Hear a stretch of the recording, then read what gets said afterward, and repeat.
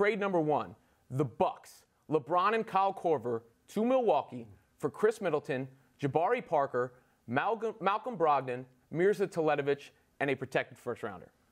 I just cannot imagine LeBron James ever playing in the city of Milwaukee. No offense to the entire state of Wisconsin, but there's just no way that man goes there. Yeah. It's an interesting package. I mean, the Cavaliers, if they would ever trade LeBron, they're going to want a couple of different things. They're going to want, guys who they can plug in right away to stay somewhat respectable, but they're more interested in the younger prospects, the guys who could be potential starters. They would get a few in that package. I'll give it to them, but what the hell are you doing if you trade LeBron, right? I think the Cavs have hopefully learned their lesson by now about trading with intra-conference rivals, so I don't think he's going to Milwaukee. But wouldn't you like to see LeBronish, James the Kumbo? Yes. Goodness. Absolutely. Whatever that amalgamation would be there. They would need a lot of shooting, though. I don't know. It probably makes them contenders in the East. I don't think they're immediately contenders, even if that went down. I don't think so. No, but the idea of LeBron lobbing passes to Giannis, until he's 45, that makes a lot of sense. So I think that would be pretty fun to watch. All right, trade number 2, LeBron to Philadelphia for J.J. Redick, Markelle Fultz, who we haven't seen on the court again, Dario Saric, and one of Philly's stash of draft picks. Does this one make sense? I don't think so. If we could see Fultz hit a jump shot 7 times in a row, maybe. But because of that and that alone, I think there's no chance Cleveland would do that. This one's more intriguing to me just because I think LeBron would like to go to Philadelphia if that was the trade. He'd play with Embiid and Simmons. He would kind of have that nucleus he wants.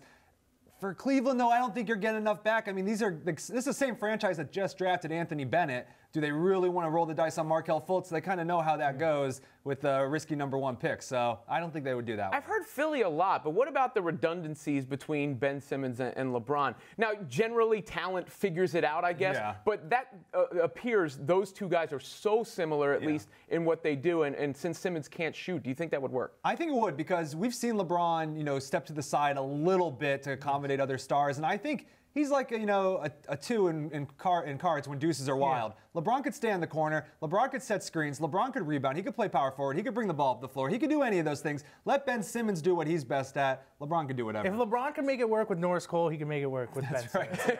Boobie Gibson, Norris Cole, the list goes, Jamario Moon. Those giants coming together and compromising their games.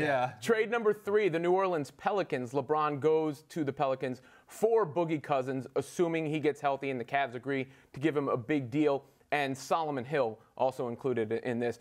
Anthony Davis and LeBron would be about as good a pairing, I think, as you could possibly put together if you put Davis at center and LeBron to 4. Yeah, I think that would be an awesome trade for the Pelicans. I mean, let's say even Boogie didn't have the injury. If the Cavs trade LeBron, I don't think it's going to be with the goal of let's be competitive next year or in the near future. If they trade him, I think it's going to be like one of those full-scale tear-down rebuild situations. So that's why I don't like that trade for Cleveland, because it's not helping them in the long term. Yeah, I think you're right. The timetable would be a little too advanced. I think Cleveland would want to tear it down a bit. They'd keep that Brooklyn pick, so they'd be drafting another lottery guy. I think if the Pelicans were going to get him, they'd have to give up Anthony Davis, and that doesn't really do so anything. So I actually have a slightly fake trade, kind of half-baked, that I want to throw out there. I call this the Ben Golliver special. Okay. It's LeBron to the Houston Rockets for Chris Paul, Trevor Ariza, and a bunch of 4 future first-round picks. Well, first, Chris Paul's a little older, and second, that's like his boy. I mean, it is. It's interesting, but who says no, right? Cleveland gets a competitive guy in response who's on an expiring contract, so it does set up their rebuild. Houston, is angling towards LeBron in some aspects. Maybe they find a way they can steal him. I'm just throwing it out there. Look, we can throw out trades for LeBron to 29 teams. I'll give you.